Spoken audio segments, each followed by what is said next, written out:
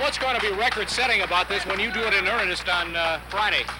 It'll be the height, and I'm going to do a turnover from a straight sitting rappel. A lot happening here on Public Square right now. Could be the biggest party ever in downtown Cleveland. Happy birthday, Terminal Tower. We're going to see a man run down outside the tower. Next on Eyewitness News. What grew out of that simple need for a railroad is what we see out here. Actually, the centerpiece of downtown Cleveland, and it's certainly the centerpiece of this great city tonight.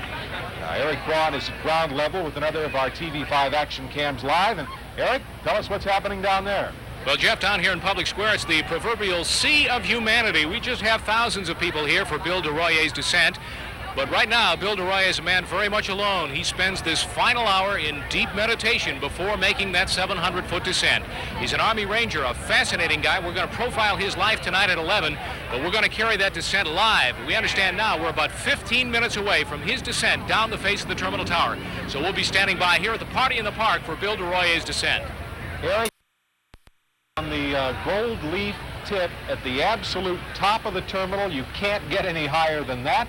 And he's going to try to come down the whole 700 feet to set a world's record. And as you see, there are thousands of people waiting and watching. That's a long drop too, Jeff, and I might add that he makes that drop head first in what they call an Australian rappel. So it's going to be something to behold. We'll be having that for you live on TV5. Stay with us, and we'll have more on the terminal, its past, its birthday, and its future.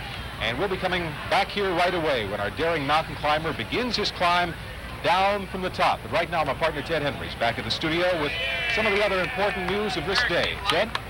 Jeff now and see if that guy's ready to come down yet. Jeff? He hasn't moved, Ted. He's right at the edge up there and could be ready at any time. It's kind of a crapshoot for us to decide to stay here with him or go on.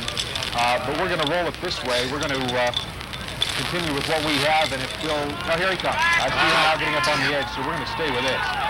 Bill DeRoyer, coming over the edge. He's only come down about a fourth of the distance of Terminal Tower from the gold tip so far. Eric, if you can hear me and are live, join in here and help me describe this, because I know you know more about it than I do. Well, Jeff, let me explain the mechanics of this. One of the problems in a drop of this distance is the heat factor. He has just a friction brake on the front of his body, and as he makes this long descent, that heat builds up to the point where it could actually ignite the gloves that he wears on his hands. Wow. And in practice yesterday, here he comes. He burned his hands making a practice drop for our cameras. That man is up about 30 stories right now. Right. Better than 30 stories. No, that's the 40th floor he's at, Jeff, 40? that ledge. Yeah. All right, he's paused momentarily. He's adjusting his rigging. And this is the most dangerous part. He's going to pause and push himself off from the building only when he's absolutely sure that those air currents don't interfere with the drop. This is truly the most dangerous part, Jeff. I didn't hear you say, Eric, and you may have, is he connected to that rope by anything but his hands? Does he have a clip or something that's holding him on there? Right, he has a clip and a friction brake and one wrap of rope around his body in order that he can stop himself should his descent get out of control. And you can hear him huffing and puffing and grunting and groaning on our exclusive TV5 wireless mic.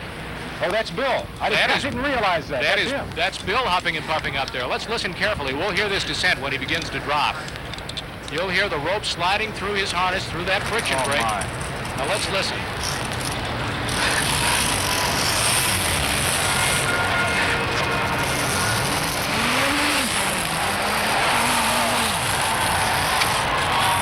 You can hear that rope running through the brake.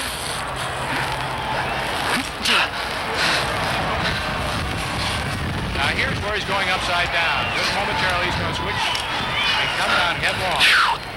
Damn! That's Bill. That's Bill, and that's live. I hope he's all right. I hope he is.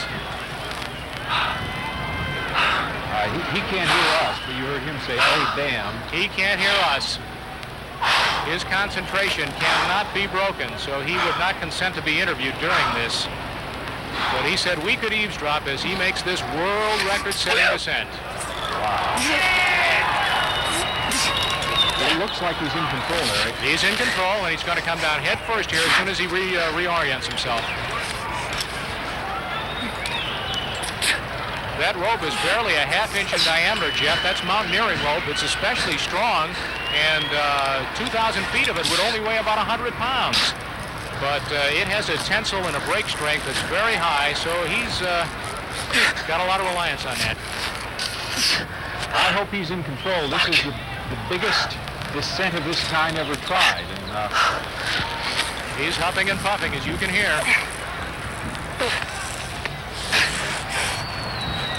It's not easy work, as we learned exclusively. He's only being paid $1,000. I don't know if you've mentioned this, Eric, but someone said today that this is what a movie stuntman has to do if he wants to make a name for himself as a stuntman, to find an event like this and make news and move up in the ranks of Hollywood stuntmen. That's right. When he has his name in that Guinness Book of World Records, as he will after today, he will be a very marketable commodity in Hollywood. Bill hopes that this gives him the name that will enable him to move his home base of operations from Columbus, Ohio, to Hollywood, California. Looks to me like he's about 20 floors up now. You're right.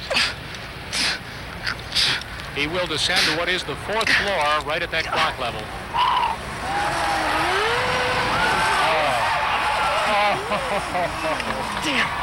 And there he is. That was the most dangerous part of the descent, Jeff. God damn. Oh. I don't think I was ever going to do it. He's all right. We hear him talking to his crew members.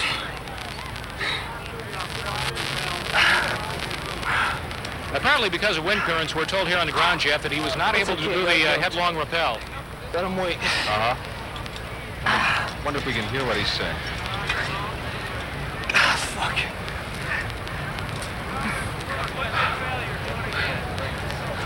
He was not satisfied with the way his line was wrapped, and he was not satisfied with wind currents, which prevented him from going into the true Australian rappel head first. Nonetheless, this is a record-breaking event because of the distance involved on the face of the terminal tower. Yeah, we do. It was truly amazing. I don't know if people at home... I thought maybe that was Bill talking, but he sounds like somebody who's just run a 12-mile race. Yes, he does. Just breathing hard. I don't know if people had any idea from watching on television what that looked like to see a man coming down the face of the terminal tower full tilt, but it took my breath away. Eric, thank you very much. I guess that's it. He's not coming all the way down to ground level. That's the stop there, huh? He's going to switch lines and come down in a couple of minutes as soon as he reorients. We've certainly seen the most dramatic part of it, and we may be catching Bill coming down to a crowd of thousands of people who want to cheer him a little later on. Thank you, Eric. Sure, Jeff. Until now, we've been looking at the part of the tower that we can see up above ground.